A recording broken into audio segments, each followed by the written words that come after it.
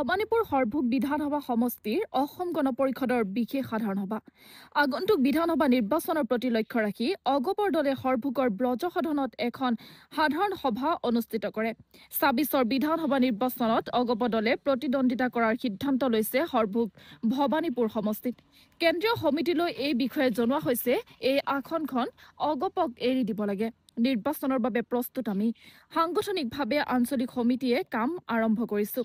আমি সংগঠনভাৱে শক্তিশালী কৰি নিৰ্বাচনত জয়লাভ কৰিব পাৰোঁ, তাৰ বাবে এই সাধাৰণ সভা লোৱা হৈছে বুলি জনায়। লগতে সৰভোগ ভবানীপুৰ সমষ্টিত ৬৫% ধৰ্মীয় সংখ্যালঘু ভোট আছে, গতিকে সংখ্যালঘু মানুহে অগপ দলক ভোট দিব আৰু নিশ্চিতভাৱে এইখন সমষ্টিত আমি জয়লাভ কৰিম, কাৰণ এইখন হ'ল শ্বহীদৰ সমষ্টি। জাতীয়তাবাদী পৰিপূৰ্ণ এখন সমষ্টি আমি বিচাৰিছো আৰু জয় হম বুলি নিশ্চিত বুলি কয় প্ৰাক্তন বিধায়ক মনোৰঞ্জন দাসে। সভাত প্ৰাক্তন বিধায়ক ভৱেন ৰায়, প্ৰাক্তন বিধায়ক মনোৰঞ্জন দাসৰ লগতে কেইবাজনো অগপ দলৰ নেতাকৰ্মী উপস্থিত থাকে। News desk report NR24। আমাৰ বৰ্তমান নৱগঠিত ভবানীপুৰ সৰভোগ সমষ্টিত আমি আগন্তুক ২০২৬ নিৰ্বাচনত আমি অসম গণ পৰিষদ দলে প্ৰতিনিধিত্ব কৰাৰ আমি সিদ্ধান্ত লৈছোঁ। আমি কেন্দ্ৰীয় সমিতিক ইতিমধ্যে জনাইছোঁ যে এই আসনখন আমাক দিব লাগে, কাৰণ আমাৰ শ্বহীদৰ সমষ্টি ভবানীপুৰ আপোনালোকে জানে, আৰু ইয়াত জাতীয়তাবাদ পুষ্ট আমাৰ সৰভোগ বৰ্ণগৰ কথা আপোনালোকে জানে। ব্ৰজ শৰ্মাৰ যি অৱদান ইংৰাজৰ দিনত বা নাট্য আন্দোলন, হাউলীৰ আপোনালোকে জানে চণ্ডী বৰুৱাৰ ৰাজধানী, ঠিক সেইদৰে বৰপেটাৰত এখন অসমৰ উল্লেখযোগ্য বাণিজ্য নগৰ।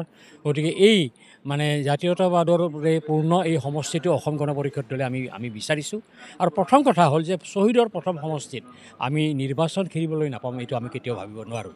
গতিকে আমি দলীয় নেতাক আমি আমাৰ অনুৰোধ জনাইছোঁ যে এই সমষ্টিটো আমাক এইবাৰ দিব লাগিব। আমি নিশ্চিতভাৱে ইয়াত আমি প্ৰতিনিধিত্ব কৰিম।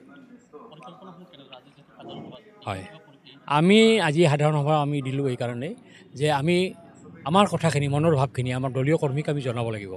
আমি বিস্তৃতভাৱে আমি জনালোঁ, আমি যে নিৰ্বাচনৰ কাৰণে প্ৰস্তুত, তেওঁলোকক আমি সাংগঠনিকভাৱে আমি সক্ৰিয় হ'বলৈ দিছোঁ। আৰু আমি বিভিন্ন সময়ত আমি তেওঁলোকৰ লগত আমি অঞ্চলবিলাকত আমি ঘূৰিম, তেওঁলোকে এলাৰ্ট থাকিব লাগিব। আৰু আমি সংগঠন শক্তিশালী কৰি পেলাই, এতিয়াতো নিৰ্বাচনলৈ বেছি দিন নাই, 3 বা 5 মাহ আছে, এইখিনিত আমি ভালদৰে সংগঠন কৰি যাতে আগবাঢ়ি যাব পাৰোঁ, নিৰ্বাচনত জিকিব পাৰোঁ, তাৰ ব্যৱস্থা লোৱাৰ উদ্দেশ্যে আজিৰ এই সাধাৰণ সভাখন আমি পাতিছোঁ।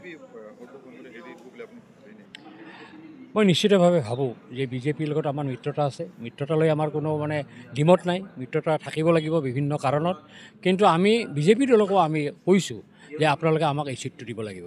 আৰু আপোনালোকে এটা কথা কওঁ, যোৱাবাৰ যেতিয়া আমাৰ এই ভবানীপুৰ চিটটো আমাৰ EJPৰ আছিলে, অলপ ভোটত আমি হাৰিছোঁ।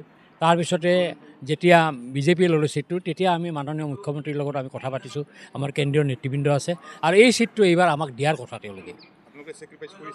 আমি ছেক্ৰিফাইচ কৰিছিলোঁ, কাৰণ 2026 যিহেতুকে আমাৰ মিত্ৰতা আছে, মাজতে কিয় দিব লগা হ'ল বিজেপি?